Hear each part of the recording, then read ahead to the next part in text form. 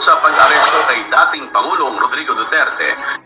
Maliwanag po mga kaibigan, nakahanda na ang PNP para arestuhin itong si dating Presidente Digong at ibigay sa Interpol at ikulong.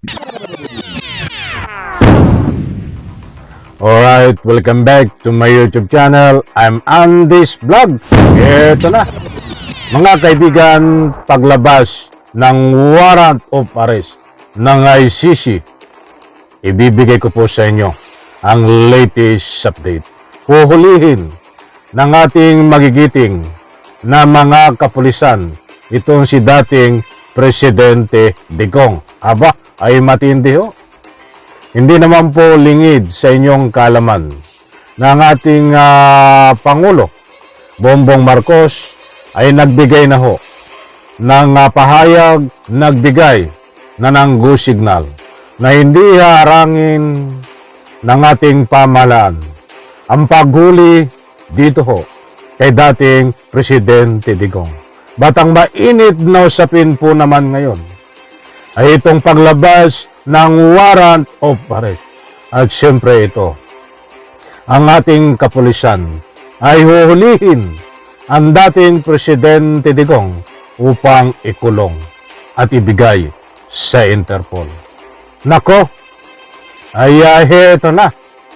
Sa wakas ang inihintay ng taong bayan na magsalita na ang mga kinaukulan, magpahayag na ng buong katotohanan ang sino man na involved dito ho sa paghuli kay dating Presidente Digong.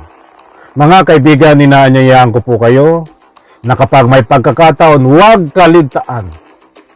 Panoorin, pakinggan ang ating binabahagi po sa inyo dahil importanteng mahalaga na malaman nyo po ito dahil ito ang mga kasagutan sa mga tanong na ika nga po'y kalat na ho sa malalaking stream media napapanood nyo. But dito ho, ay ngayon nyo pa lang mapapanood at mapapakinggan. Ito ho, samahan nyo po ako at ibabahagi ko po sa inyo. Matindi ang mga binitawan ho ng ating kapulisan. Matindi ang binitawan ho ng ating Pangulong Bongbong Marcos. But ang bigyan po natin ng highlight, dito ang paninindigan ng PNP na huhulihin si dating Presidente Digong upang ikulong ng ICC. Mga kaibigan, ito po. Shout out po sa lahat. Maraming Makipagtulungan ng Philippine National Police o PNP sa International Criminal Police Organization sakaling humingi ito ng tulong sa pag-aresto kay dating Pangulong Rodrigo Duterte.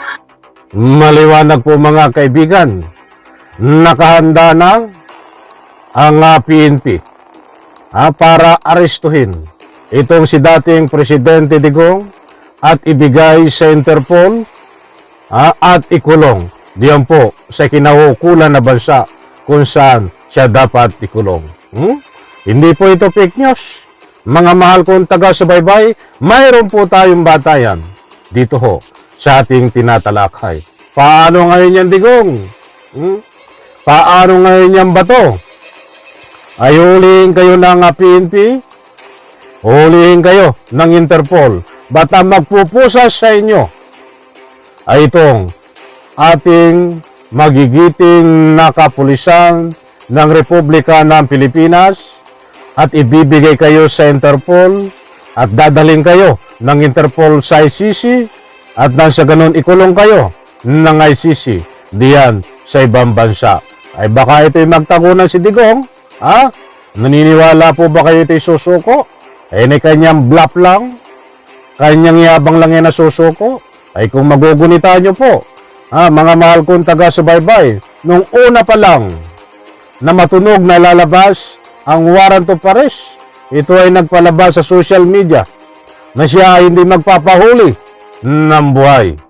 But doon sa Quadcom hearing, ang sabi niya ay susuko siya. Na alam po naman natin na isang kalukuhan yan, kagaguhan ng pambablog. Mga kaibigan, ito na po. Tingnan natin sa aktwal na pagsisilbi ng warrant of arrest ng Interpol at siyempre pupusasan siya ng ating mga kapulisan. Eto, mga kaibigan, marami pa nating matutuklasan buhat po dito sa PNP na magpupusas, maghuhuli dito po kay dating Presidente Digong. Ayon kay PNP Public Information Office Chief Police Brigadier General Jean Pajardo, may umiiral na kasunduan sa pagitan ng law enforcement agencies, kabilang ang PNP sa international counterparts, kaugnay ng pagsisilbi ng warrant of arrest sa mga taong pinaghahanap ng batas. Yun na nga matindi. Mayroon po tayong umiiral na kasunduan